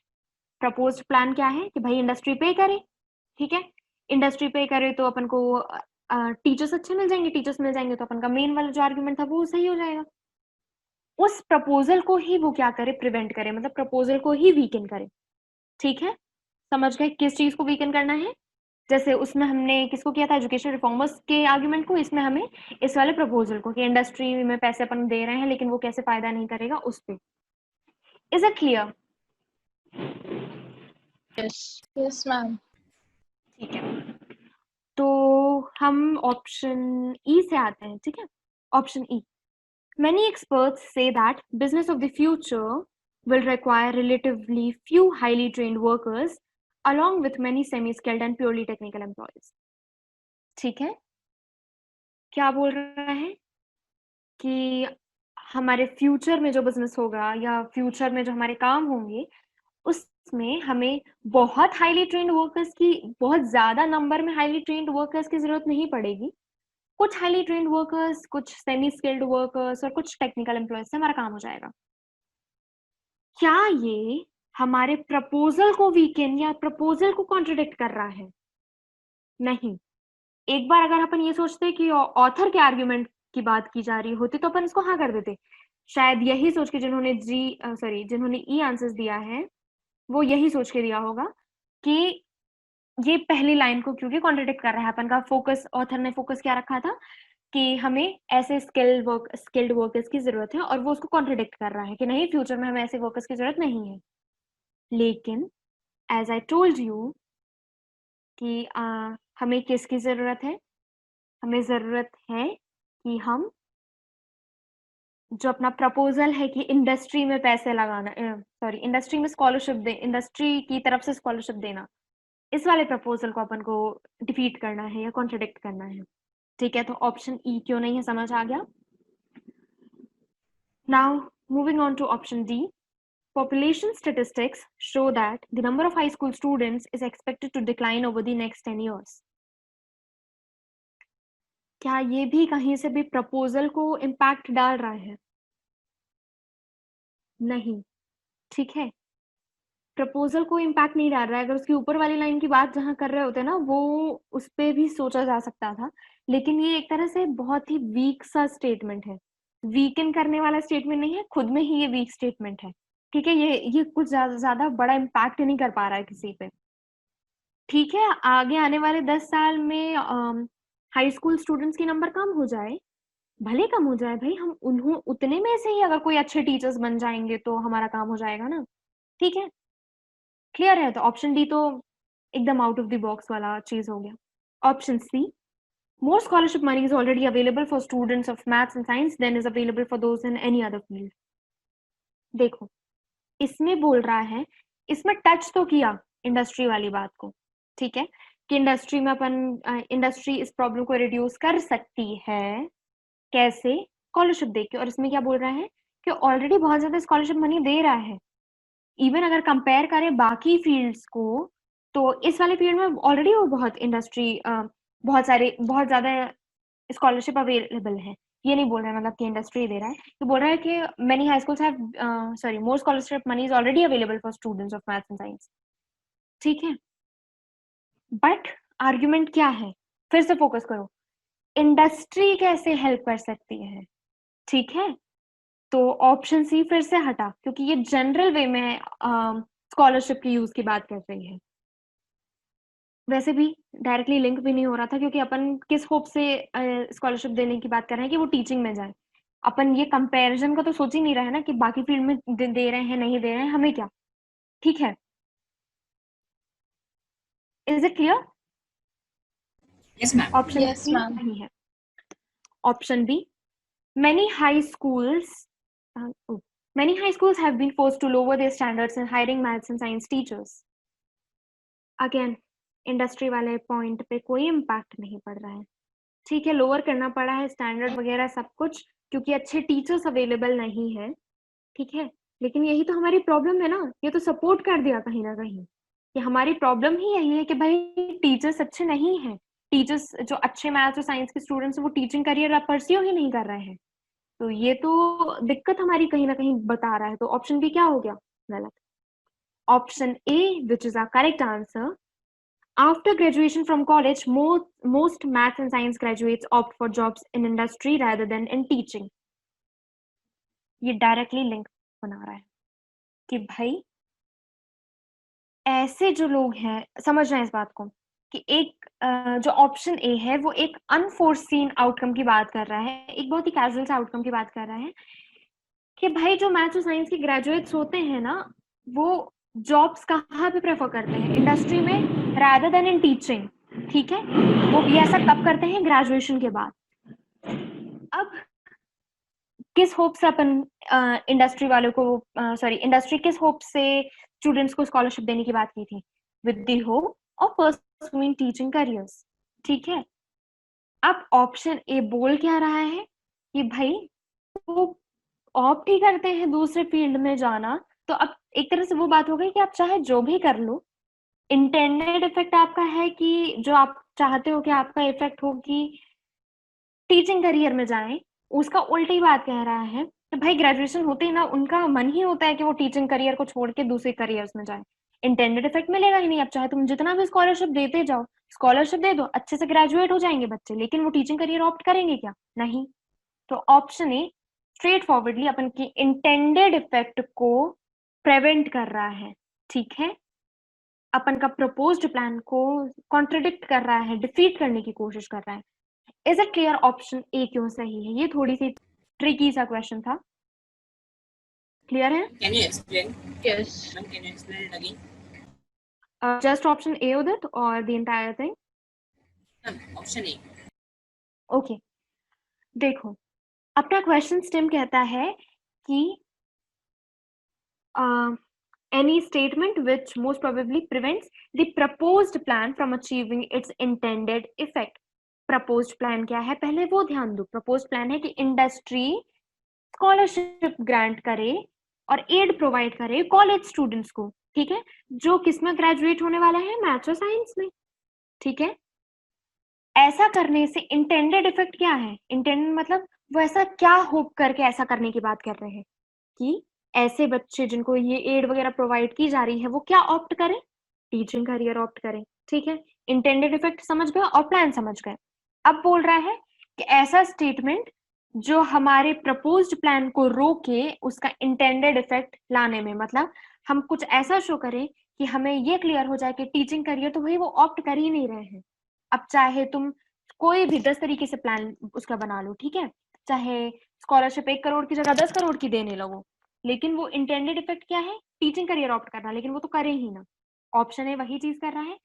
भाई ग्रेजुएशन होने के बाद मोस्ट स्टूडेंट्स क्या कर रहे हैं कि वो टीचिंग वाले फील्ड को तो देख ही नहीं रहे हैं, वो दूसरे ही फील्ड को ऑप्ट करने की कोशिश करते हैं। इंटेंडेड इफेक्ट तो छूट ही गया ना कि भाई हमारी इंडस्ट्री चाहे जितना पे वे करती रहे वो तो अलग साइडलाइन हो गया अपना प्लान।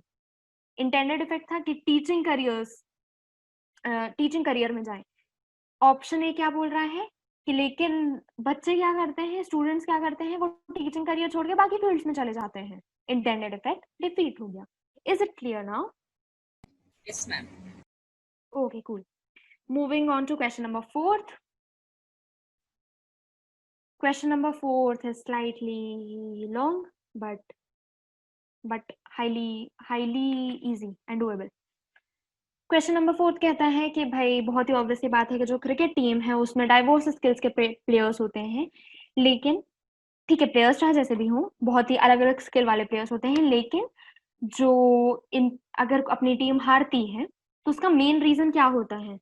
बैलेंस ही नहीं रखते हैं आपस में। जो टीममेटशिप होती है ना, जो स्पोर्ट्समैनशिप तो दूसरे के साथ भी कंसीडर कर सकते हैं, जो टीम एफर्ट्स या एक दूसरे की टीम के साथ कैसे स्ट्रेंथ बना के चलना है या बैलेंस बना के चलना है, वो जैसी डिफीट होता है ना तो अपना काम नहीं होता। उसको ये अफर्मेटिव में लिखा है कि सक्सेस तभी होती है कि जब बैलेंस बना रहे। ठीक है, अब उसने बोला टेस्ट मैचेस की बात की कि टेस्ट मैचेस में तो स्पेशलिस्ट स्लॉट्स भर लेते हैं, ठीक है, लेकिन जैसे जैसे गेम का फॉर्म चेंज होता है, नंबर ऑफ ओवर्स चेंज होते हैं या अलग अलग वैरायटी के जितने भी क्रिकेट्स होते हैं, फॉर एग्जांपल यहाँ पे T20 की बात किया, फिर हम वनडे की बात करें या वर्ल्ड कप की बात करें या टेस्ट मैचेस की बात करें, ठीक है, तो ऐसे उसमें क्या होता है कि अलग अलग टाइप की, मतलब अलग फ्लूइडिटी, यानी अलग अलग टाइप के प्लेयर्स की रिक्वायरमेंट भी होने लगती है। But as the colour of the ball changes and the number of the overs is restricted, there has to be greater fluidity. मतलब ऐसा नहीं होगा कि स्पेशलिस्ट को ही स्लॉट सब में हर जगह भरा दिया जाए। ठीक है, मैम ये टेस्ट पैसेज मैच मुझे नहीं समझा था, मैंने इसको ट्राई किया पर बट मुझे ये नहीं समझा। हाँ, इसीलिए मैं इसको दोबारा से समझा रही हूँ। ओके तो मैम। देखो, क्रिकेट टीम में पहले से ये बोला गया कि डाइवर्स स्किल्स के प्लेयर हैं, ठीक है, फिर वो बोलता है कि ठीक है डाइवर्स स्किल के प्लेयर हैं, लेकिन जब वो कोई भी मैच जीतते हैं तो वो क्यों जीतते हैं? उसका रीजन है कि उनमें आपस में एक बैलेंस होता है, ठीक है, आपस में वो तालमेल बिठा के कोई भी मैच में जाते हैं या खेलते हैं तो वो जीतते हैं। ये अपन का एक तरह से क्रक्स टाइप का हो रहा है। उसके बाद वो बोलता है कि टेस्ट मैचेस में जो स्पेशलिस्ट है, for example if I am specialised in bowling, for example वो बॉलर और बैट्समैन और विकेट कीपर ऐसे उसकी बात कर रहे हैं, अगर ऐसे फील्ड के लोग पर्टिकुलर टेस्ट मैचेस में जगह भर लिए कि इतने number of test matches, sorry इतने नंबर ऑफ विकेट कीपर्स हमें टेस्ट मैच में चाहिए, इतने नंबर ऑफ बॉलर्स हमें टेस्ट मैच में चाहिए, तो हमें वैसे वैसे स्लॉट्स भर दी। लेकिन जैसे जैसे गेम का फॉर्मेट चेंज होता है, colour of the ball and the number of overs से वो यही समझा रहा है कि गेम का फॉर्मेट चेंज होता है कि भाई जैसे तुम लोग को ज्यादा पता होगा कि क्रिकेट में कैसे चेंजेस होते हैं। फॉर एग्जांपल टेस्ट मैचेस में अलग तरीके से खेला जाता है, for example number of overs का कम होते हैं, वहीं पे वर्ल्ड कप में या बाकी वनडे में अलग तरीके से होता है कि नंबर ऑफ ओवर्स तो चेंज हो ही जाते हैं, उसी हिसाब से रिक्वायरमेंट भी होती है। तो वो बोल रहे हैं फ्लूइडिटी होनी चाहिए, मतलब ऐसा तरीका होना चाहिए कि सारे जो प्लेयर्स है ना उसी अकॉर्डिंग फिल किए जाएं। अब इसका वो एग्जाम्पल दे रहा है कि भाई जो 5 डे मैच के लिए एक अच्छी टीम होगी ना, वो जरूरी नहीं है कि वो T20 के लिए भी एक अच्छी टीम हो, ठीक है, हो सकता है T20 में हमें अच्छे बॉलर्स की जरूरत है और 5 डे मैच में हमें अच्छे बैट्समैन, क्योंकि हमें रन वाला मैटर होता है कि कितने कौन रन बना पा रहा है, तो 5 डे मैच में हमें उसकी जरूरत हो तो हम उस अकॉर्डिंग भरें। टीम के स्लॉट्स, तो वो ज्यादा सही होगा। ठीक है, तो वो वही बता रहा है कि कैसे किस तरह से अलग मैच टू मैच डिफर करता है कि प्लेयर्स कैसे हैं। ठीक है, देखो ये वाला जो पूरा पैसेज है बेसिकली तुम ये समझना कि इसका जो क्वेश्चन है, तुम जब क्वेश्चन पे आओगे तो तुम्हें ये रियलाइज होगा कि भाई हमने इतना टाइम दिया ही क्यों था इस पैसेज को समझने में, लेकिन तो भी हम एक लाइन से समझ लेते हैं ये क्या कहना चाह रहा है, क्योंकि एग्जाम में तुम्हें नहीं पता होगा कि कौन सा क्वेश्चन बहुत इजी निकलने वाला है। फिर ये सारी बात होती है, फिर वो यही बताता है कि T20 में अभी 9 मंथ्स बचे हैं और बहुत ज़रूरत है कि हम बहुत अच्छे से प्रिपरेशन करें, और इसके लिए हमारे पास भाई इनफ टाइम है और मैचेस है। मैंने ये अंडरलाइन करके रखा है इसके पहले से कि इनफ टाइम भी है और मैचेस भी, इनफ नंबर ऑफ मैचेस हमें प्रैक्टिस करने के लिए, जिसमें अपन प्रैक्टिस करके T20 के लिए एक अच्छी खासी टीम भी तैयार कर सकते हैं और अच्छे खासे प्लेयर्स को ट्रेन भी कर सकते हैं। ठीक है, ये बहुत ही चिंता वाली बात है कि 2007 के बाद हमने कोई वर्ल्ड कप नहीं जीता है। ठीक है, तो वहां पे ये चीज बता रहा है। फिर वो बोलता है कि जब से आईपीएल आया है, ठीक है, 2007 के 1 साल बाद वो बोल रहा है कि जब आईपीएल आया है तब से सब कुछ ना पता है चेंज हो चुका है। कैसे चेंज हो गया है? पहले लोग क्या गलती करते थे कि जैसे वनडे को खेलते थे वैसे ही वो कोशिश करते थे कि टेस्ट क्रिकेट को भी वैसे ही खेल लें।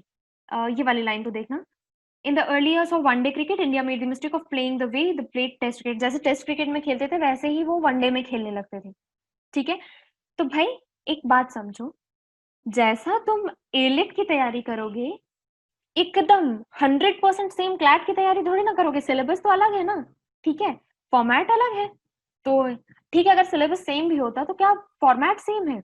नहीं, तो थोड़ी सी तो डिफरेंट होनी चाहिए ना चीजें। जो जैसा एग्जाम वैसे ही अपनी प्रिपरेशन। ठीक है, वही बात करता है कि इंडिया ने गलती स्टार्टिंग में क्या कर दी कि जैसा टेस्ट क्रिकेट में सॉरी कि जैसा टेस्ट क्रिकेट में खेलता था वैसे ही वनडे में भी खेल के आ गया था। अब वही गलती होती है कि जैसे T20 में खेलते हैं वैसे ही 50 ओवर गेम में खेल लेते हैं। ये सारे वो एग्जाम्पल्स देता जा रहा है।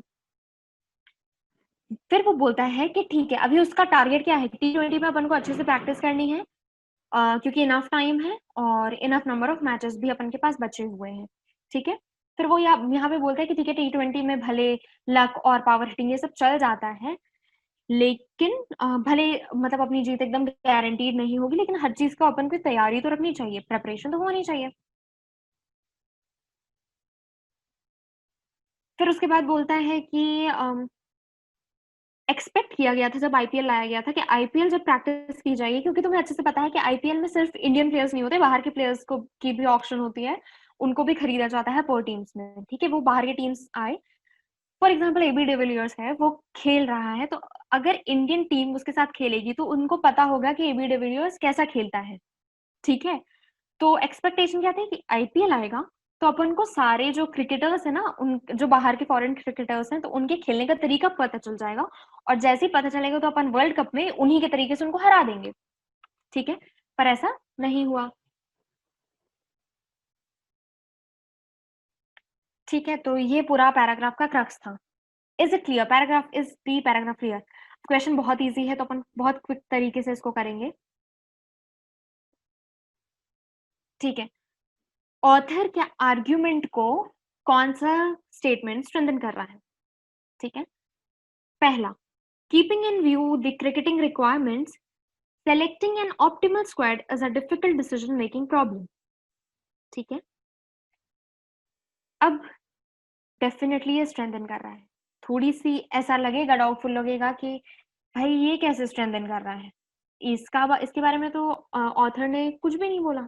पर इनिशियल स्टार्टिंग की फ्यू लाइंस में तुम देखो, जस्ट अ सेकेंड, स्टार्टिंग की लाइंस में देखो वो बात क्या कर रहा है, स्लॉट्स फिल होने की, जैसे जैसे बॉल चेंज होती है, ओवर चेंज होता है, मतलब type of format of match अगर चेंज होता है तो ग्रेटर फ्लूइडिटी की बात कर रहा है, मतलब उस अकॉर्डिंग प्लेयर्स होने चाहिए, ऐसी बात किया है।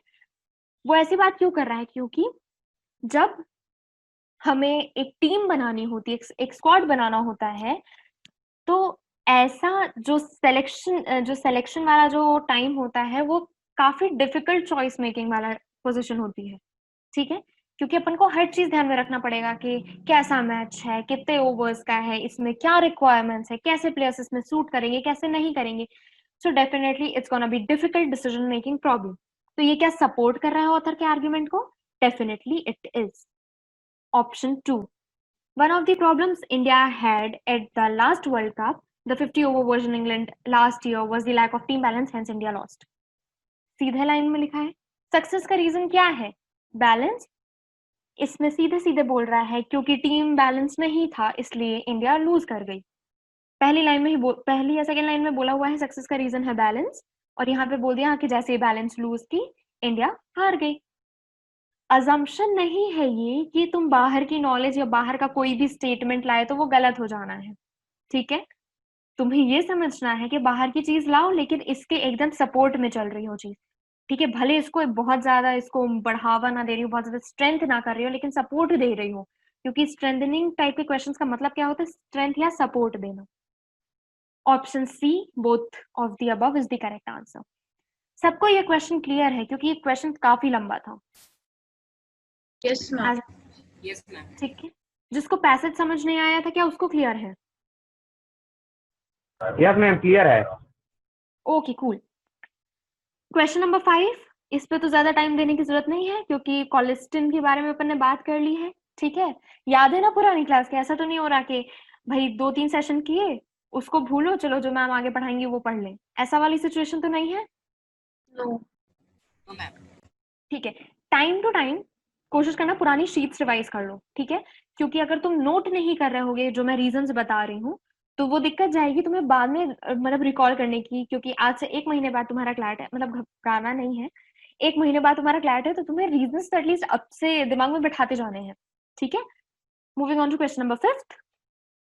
बहुत ही इजी क्वेश्चन, आई गेस सबसे इजी क्वेश्चन है तो इसमें ज्यादा टाइम नहीं लगाना, समझ लो इसको. द क्वेश्चन सेज कि ज्यादा एंटीबायोटिक्स खाते हैं जिस कारण से जो बैक्टीरिया होते हैं वो रेजिस्टेंट हो जाते हैं और सरवाइव करने लगते हैं इवन एंटीबायोटिक एनवायरनमेंट में. ठीक है, इज इट क्लियर? Yes. मतलब ज्यादा डिफरेंस नहीं है उस वाले क्वेश्चन से. ज्यादा एंटीबायोटिक खा रहे हैं, बैक्टीरिया क्या कर रहे हैं? बैक्टीरिया मतलब जो एंटीबायोटिक का काम था एंटीबॉडीज बनाना, लेकिन एंटीबॉडीज जब बन भी रही हैं तो बैक्टीरिया उसके भी मतलब वो हो जा रहे हैं कि चलो यारी दोस्ती कर लेते हैं एंटीबायोटिक से ही. ऐसा हो जा रहा है, वो उससे रेजिस्टेंट हो जा रहे हैं. जब रेजिस्टेंट हो जा रहे हैं तो उसका रीजन ऑथर ने दिया है. ऑथर का पहला रीजन, ध्यान से सुनना, फोकस करना मेरे वर्ड्स पे. ऑथर रीजन देता है, इसका रीजन है प्रिस्क्रिप्शन वाली एंटीबायोटिक्स. ठीक है, ह्यूमन जो यूज कर रहे हैं प्रिस्क्रिप्शन वाली एंटीबायोटिक्स, मतलब उनको कोई बीमारी हुई, फ्लू हुआ, कफ हुआ, कुछ भी हुआ, ठीक है, फीवर हो, bacterial fever for example typhoid हुआ, डॉक्टर्स ने अपन को प्रिस्क्राइब किया एंटीबायोटिक, अपन वो खाए. ठीक है, थोड़ी ज्यादा खाए, मतलब डॉक्टर के प्रिस्क्रिप्शन के हिसाब से खाए, लेकिन कहीं ना कहीं हुआ क्या, उल्टा असर हुआ कि बैक्टीरिया जो था वो रेजिस्टेंट हो गया. क्योंकि अपन एक बार नहीं बहुत बार बीमार पड़े, अपन सेम टाइम की एंटीबायोटिक्स खा रहे हैं, हो गया बैक्टीरिया रेजिस्टेंट.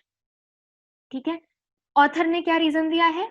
याद रखना, human use of prescription antibiotics. एक चीज समझ लेना, अगर मैं बहुत किसी चीज पे बार बार जोर डालती हूँ तो वो कहीं ना कहीं वो आंसर्स में हेल्प करने वाला होता है. ठीक है, फिर साइंटिस्ट बिलीव करते हैं, ध्यान से सुनना इसको, साइंटिस्ट बिलीव करते हैं कि रेजिस्टेंट बैक्टीरिया का रीजन है जो ह्यूमन कंज्यूम करते हैं बैक्टीरियली इन्फेक्टेड मीट को. ठीक है, जो ह्यूमंस मतलब नॉन वेजिटेरियंस जो होते हैं वो जो जब कंज्यूम करते हैं ऐसे मीट को जिसमें बैक्टीरिया से जो इन्फेक्टेड होते हैं मीट, उनको जब कंज्यूम करते हैं उसकी वजह से ऐसा हो रहा है कि जो बैक्टीरिया है वो रेजिस्टेंट अपने बॉडी में रह जा रहा है. ठीक है, समझ आ गया? साइंटिस्ट का रीजन मीट खाना इज अ रीजन. ठीक है, ऑथर का reason human use of prescription वाले antibiotics. Is the passage clear to you? Okay cool, moving on to our question. ध्यान से क्वेश्चन पढ़ेंगे. Question stem says that which of the following statements if true would most significantly strengthen the hypothesis of the scientist. ठीक है, किसकी hypothesis को हमें strengthen करना है, ऑथर की कि साइंटिस्ट की? Scientist. Scientist. ठीक है, बस आंसर्स पे आते हैं. ऑप्शन नंबर ई पे आओ. Livestock producers claim that resistant bacteria in animals cannot be transmitted to people through infected meat. ये तो भाई वीकन कर रहा है, अपन को क्या करना है, स्ट्रेंथन करना है, सपोर्ट करना है. ये कॉन्ट्रडिक्ट कर रहा है कि ठीक है, हम एक मीट का मान लो एक मीट है, हाउ टू एक्सप्लेन, मीट है जो बैक्टीरिया से इन्फेक्टेड है. ठीक है, वो किसी ना किसी लाइफ स्टॉक से या मतलब किसी ना किसी एनिमल से आया होगा वो मीट. वो एनिमल में भले वो कोई इन्फेक्शन रहा और वो उसका मीट हमने खाया, लेकिन सेंटेंस क्या बोल रहा है, ऐसे ट्रांसमिट थोड़ी ना होता. भले अपन मीट जो बैक्टीरियली इन्फेक्टेड मीट है वो अपन खा रहे हैं, लेकिन वो ट्रांसमिट नहीं होता. सरासर कॉन्ट्रडिक्ट कर रहा है साइंटिस्ट की बात को. Option E cancel. Option D, people who have never taken prescription antibiotics are those least likely to develop resistant bacteria. ये क्या बोल रहा है कि जो प्रिस्क्रिप्शन वाले एंटीबायोटिक्स कम खाते हैं या जिन्होंने कभी नहीं लिया प्रिस्क्रिप्शन वाले एंटीबायोटिक्स, कम चांसेस है कि वो रेजिस्टेंट बैक्टीरिया, मतलब वो जो रेजिस्टेंट बैक्टीरिया अपने बॉडी में हो रहा है वो वैसा डेवलप करे. ठीक है, कहीं ना कहीं स्ट्रॉन्ग आर्ग्यूमेंट है, पर ये किसका स्ट्रॉन्ग आर्ग्यूमेंट है, ऑथर का कि साइंटिस्ट का? क्लियरली ऑथर का. टारगेट या उसका मेन रीजन क्या है, प्रिस्क्रिप्शन वाले एंटीबायोटिक्स के बारे में सही सेंटेंस बोल रहा है कि भाई जो बिल्कुल ही नहीं खाते हैं ना, उनका क्या होता है कि वो बहुत कम चांसेस है कि वो डेवलप करें ऐसे टाइप के बैक्टीरिया. क्योंकि ऑथर ने आर्ग्यूमेंट दिया था कि जो प्रिस्क्रिप्शन वाले एंटीबायोटिक्स खाते हैं, जो प्रिस्क्रिप्शन वाले एंटीबायोटिक्स खाते हैं, उनके ज्यादा चांसेस होते हैं ऐसे रेजिस्टेंट बैक्टीरिया अपने अंदर डेवलप करने के. ठीक है, क्लियर है? तो उसका सपोर्ट में आंसर है. लेकिन क्या साइंटिस्ट का सपोर्ट कर रहा है? नहीं. Option C, the incidence of resistant bacteria in people has tended to be much higher in urban areas and in rural areas than in rural areas for meat is comparable quality. ठीक है, अब ये बोल रहा है कि भाई urban areas में ऐसी टेंडेंसी ज्यादा है as compare to rural areas, because rural areas में क्या होता है कि मोस्टली लोग लाइफ स्टॉक अपने घर पे पाल रहे होते हैं और उस हिसाब से ही वो वही मीट कंज्यूम करते हैं, तो उनके देख रेख में पल रहा होता है सब कुछ. लेकिन अर्बन एरियाज में usually we go to shops like Big Bazaar और समथिंग, नॉट बिग बाजार, और डिफरेंट मॉल्स, और उसके अपन सेक्शन में, फूड सेक्शन में जाके पैक्ड मीट ले आते हैं, तो अपन को पता नहीं होता कि उसमें वो इन्फेक्टेड है कि नहीं. ठीक है, वो बात कर रहा है. साइंटिस्ट का कोई रिलेशन बना क्या? नहीं. अर्बन रूरल एरिया क्या स्ट्रेंथन या वीकन कर पा रहा है इसके पॉइंट को? नहीं. Option C cancel out. Option B, most people who develop food poisoning from bacterially infected meat treated with prescription antibiotics. अब ये क्या कर रहा है, इसका भी फोकस क्या है कि प्रिस्क्रिप्शन एंटीबायोटिक्स. मेन टारगेट देखो, बोल रहा है कि जो भले क्या कहते हैं बैक्टीरियली इन्फेक्टेड मीट खा रहे हैं, जब उन्हें फूड पॉइजनिंग हो जाती है ना, तो वो किससे ट्रीट होते हैं? प्रिस्क्रिप्शन वाले एंटीबायोटिक्स ही लास्ट में खाते हैं. तो मतलब मेन रीजन क्या हुआ ऐसे रेजिस्टेंट बैक्टीरिया डेवलप करने का, वो है प्रिस्क्रिप्शन एंटीबायोटिक्स. ये स्ट्रेंथन किया कि वीकन? क्लियरली वीकन कर रहा है. पूरा क्रेडिट किसको मिल गया? प्रिस्क्रिप्शन वाले एंटीबायोटिक्स को. तो आंसर नंबर बी भी कैंसिल आउट हो गया. Answer number A, which is the correct answer.